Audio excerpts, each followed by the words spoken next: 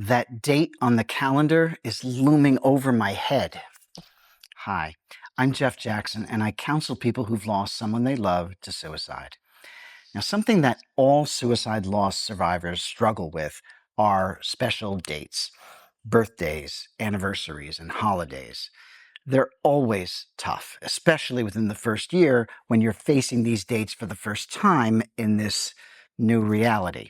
This is why I often say the calendar is not our friend.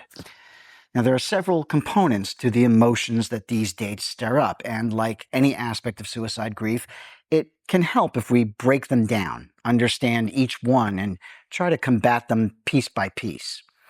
Now, the first and most obvious, these occasions disturb us because they're when we gather with family and friends to celebrate, and celebrating is the last thing you feel like doing.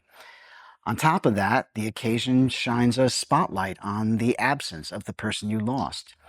You and everyone else will naturally remember all the previous years you celebrated this occasion with them, but this year, of course, is different.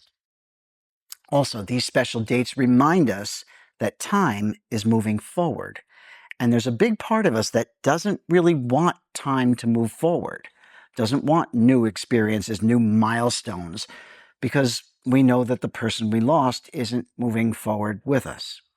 And to mark the passage of time without them by acknowledging these special dates can almost feel like a betrayal, but it isn't. Life is like one of those moving sidewalks at the airport. You may feel like you're standing still, but you're not. You're moving forward. Your goal is to bring the person you lost forward with you, but leave their suicide behind. And by bring them forward, I mean not only your good memories of them, but recognize the parts of you that exist because of their influence in your life. You can never lose that, no matter how many holidays or special occasions pass. Now, here are 2 techniques for dealing with these special days. Number 1, recognize that your anticipation of the day will always be far worse than the actual day itself, because that day will pass in 24 hours just like any other day, while your anticipation can last for weeks. Keep reminding yourself of that. Number 2, I recommend you find a way to switch things up at the next gathering. For example, the first Thanksgiving dinner after my wife passed, my sister, who always hosted, changed the places where we all usually sat. Now, if your family is like mine, there are traditional places at the table that you all sit. Well, my sister made little place cards and made sure we each sat in someplace different so that it wasn't obvious that there was an empty chair where my wife would have sat. That little change made a big difference for me that day. So try changing the location, the itinerary, the menu, or just the seating chart. It might help. Now, some occasions are tougher than others, like their birthday, your anniversary if you were their spouse or partner, and then the big one, the anniversary of the day you lost them. These days are all especially tough. And I always counsel people that on these days, you should do whatever you feel is best for you.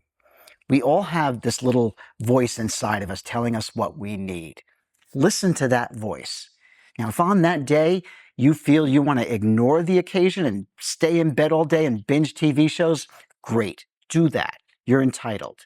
Now, if on the other hand, you feel it would help you to do something specific to honor or remember the person you lost, then do that. What you should never do is something you're only doing because you think other people expect it.